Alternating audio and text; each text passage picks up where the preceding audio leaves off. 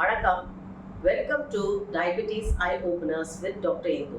என் பேர் டாக்டர் இந்துமதி குபேரன். நான் மும்பையில் டயபெட்டிஸ் ஸ்பெஷலிஸ்டாக ப்ராக்டிஸ் பண்ணுறேன். இன்னைக்கு நான் பேச போகிறது ரொம்ப ரொம்ப ஒரு ப்ராக்டிக்கலான டாபிக்.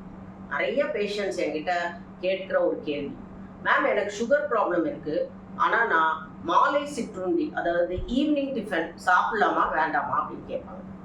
கண்டிப்பாக அந்த 4லேருந்து 6 மணி வரைக்கும் ஈவினிங் அந்த மாலை நேரம் எல்லாருக்குமே பசி எடுக்கும்.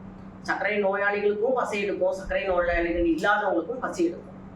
ஆனால் என்னன்னா ஒரு பேசிக் ஃபிசியலாஜிக்கல் ஃபங்க்ஷன் நம்ம ஹியூமன் பாடியோடது நம்ம புரிஞ்சுக்கிறது அது என்னன்னா, நம்ம கணையத்துலேருந்து எவ்வளோ இன்சுலின் சுரக்கும்னா நம்ம 3 வேளை சாப்பாடை டைஜஸ்ட் பண்ணக்கூடிய அளவுக்கு தான் நம்ம கணையத்துலேருந்து இன்சுலின் சுரக்குது.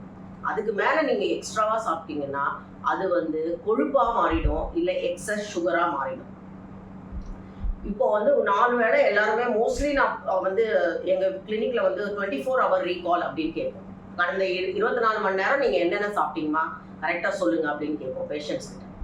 ஸோ மோஸ்ட்லி எல்லாரும் எஸ்பெஷலி இந்த வேலைக்கு போகிறவங்களாம் என்ன சொல்லுவாங்கன்னா, காலையில் நல்லா சாப்பிட்டுக்குவோம் டாக்டர், அப்போ உங்களுக்கு காலை மாத்திரை போட்டுப்பேன், மத்தியானமும் நல்லா நான் எடுத்துகிட்டு போயிடுவேன், ஒய்ஃப் கட்டி கொடுப்பாங்க, அதை எடுத்துகிட்டு போயிடுவேன், அதை சாப்பிடுவேன், சப்பாத்தி பாத்தி இல்லைன்னா சாதம் அந்த மாதிரி சொல்லுவாங்க.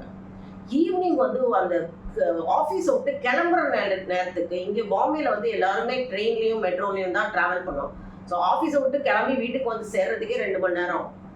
ஸோ அந்த மாதிரி டைமில் அவங்களுக்கு கிளம்பும் போது ஐயோ நம்மளுக்கு போகிற வழியில் லோ சுகர் ஆகிடக்கூடாது அப்படின்ற ஒரு பயத்தில் ஏதாவது ஒன்று, ஒரு தோசையோ இட்லியோ சாண்ட்விச்சோ இல்லை வடைப்பாவ் சமோசா இந்த மாதிரி கண்டதையும் அப்போ சாப்பிட்டுட்டு தான் வீட்டுக்கு வருவோம்.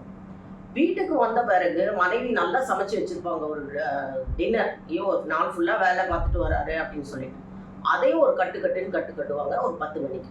அப்போது இந்த மாதிரி 4 வேளையும் நல்லா சாப்பிட்றவங்களுக்கு அங்கே என்னதான் இன்சுலின் கொடுத்தாலும் என்னதான் மாத்திரைகள் கொடுத்தாலும் கண்டிப்பாக சுகர் கம்மியாகவே ஆகாது. ஸோ இதை நாங்கள் நிறைய பேஷண்ட்ஸ் எஸ்பெஷலி இந்த தூரமாக வேலைக்கு போகிறவங்க லேட்டாக வீட்டுக்கு வரவங்களுக்கு நாங்கள் என்ன சொல்லுவோம்னா, நீங்கள் கண்டிப்பாக சாப்பிடுங்க 4 மணிக்கு. ஏன்னா அந்த மத்தியானம் சாப்பிட்ற மாத்திரையால் அவங்களுக்கு 4 மணி 6 மணிக்குள்ள நார்மல் ஆகிடும், சுகர் 120 ஆகிடும். அதே பசியோடு அவங்க வீட்டுக்கு வந்தாங்கன்னா வீட்டுக்கு சேர்றதுக்குள்ள 70 80 லோ சுகர் ஆகிடும். அதனால் நாங்கள் என்ன சொல்கிறோம்னா 4லேருந்து 6 கண்டிப்பாக எதாவது சாப்பிடுங்க. மசாலா தோசை ஒன்று சாப்பிடுங்க, இல்லை சாண்ட்விச் சாப்பிடுங்க, இல்லை ஒரு பிளேட் இட்லி சாப்பிடுங்க. ஆனால் இதுதான் உங்களோட இரவு உணவு, இதுதான் உங்களோட டின்னர். நீங்கள் அதுக்கப்புறம் வீட்டுக்கு வந்த பிறகு மனைவி கிட்ட கேட்டு சூப் சலாட் இல்லைன்னா பழ வகைகள் சாப்பிட்டு தூங்க போயிடுங்க அப்படின்னு சொல்லுவோம். இது முதல்ல அவங்களுக்கு ஷாக்கிங்காக இருக்கும். என்னடா நம்மள இரவு உணவு தான் நம்ம வீட்டில் நல்லா சுட சுட சாப்பிட்றோம், இதை போய் டாக்டர் வேண்டான்னு சொல்கிறாங்களே அப்படின்னு நினைப்பாங்க. ஆனால் நிறைய என்னோட நோயாளிகள், சர்க்கரை நோயாளிகள் இதை பின்பற்ற ஆரம்பித்த பிறகு நிறைய பேருக்கு இன்சுலின் நிப்பாட்டியிருக்கேன், நிறைய பேருக்கு சுகரையே ரிவர்ஸ் பண்ணியிருக்கேன். ஸோ இது ரொம்ப ரொம்ப முக்கியமான பாயிண்ட். 4லேருந்து 6 மணி மாலை டைமில் எல்லாருக்குமே நல்லா பசிக்கும். பசிக்கிற டைமில் சாப்பிடுங்க, ஆனால் அதையே உங்கள் இரவு உணவாக சாப்பிட்டுக்கோங்க. சில பேர் வீட்டிலே இருப்பாங்க, ரிட்டையர்ட் பீப்புளெலாம் வீட்டில் இருப்பாங்க, வயசானவங்க. அவங்கெல்லாம் கூட இதே மாதிரி தான் டீ கூட ஒரு சின்ன 2 பிஸ்கெட் சாப்பிடுவேன் டாக்டர், டீ கூட ஒரு இது சாப்பிடுவேன், காக்கரா சாப்பிடுவேன் அப்படின்னு சொல்லுவாங்க இந்த ஊர்லலாம். ஸோ அதெல்லாம் நீங்கள் ஒதுக்கிட்டு இவங்களுக்கும் நான் என்ன சொல்லுவேன்னா 4லேருந்து 6க்குள்ளேயே உங்களோட இரவு உணவை முடிச்சிருங்க.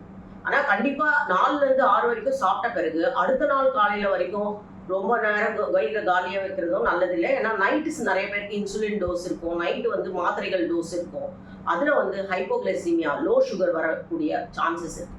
இவங்களுக்கெல்லாம் என்ன சொல்லுவோம்னா, ராத்திரி சில பழங்கள் இல்லை கொஞ்சோண்டு பால், 1/2 கப் பால் இல்லை சூப் அண்ட் காய்கறிகள் இதெல்லாம் சாப்பிட்டாலே எஸ்பெஷலி ரொம்ப ஓவர் வெயிட்டாக, அதாவது வெயிட் நிறையா இருக்கிறவங்கலாம் நல்லாவே உடல் பருமனை குறைச்சி ஆரோக்கியமாக வாழ்கிறதுக்கு இதுதான் நல்ல டிப்.